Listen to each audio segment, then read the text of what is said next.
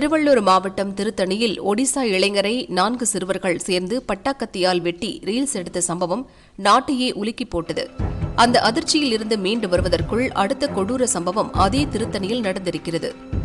திருத்தணி நேரநகர் பகுதியைச் சேர்ந்தவர் ஜமால். இவர் பட்டுப்புடவை வியாபாரம் செய்து வருகிறார்.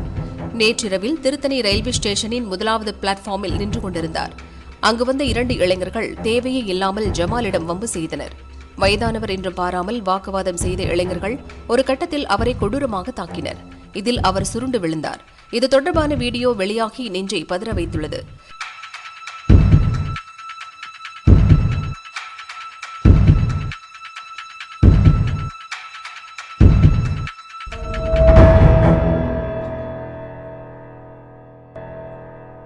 சம்பவம் தொடர்பான வீடியோவை வெளியிட்டு தமிழக முன்னாள் பாரதிய ஜனதா தலைவர் அண்ணாமலை கடும் கண்டனம் தெரிவித்தார். அவர் கூறியது: ஜமால் என்ற வியாபாரியை காரணமே இல்லாமல் ஒரு கும்பல் கொடூரமாக தாக்கியுள்ளது. சாமானிய மக்கள் தங்களை தாங்களே தற்காத்துக் கொள்ள வேண்டிய நிலைக்கு தள்ளப்பட்டுள்ளனர்.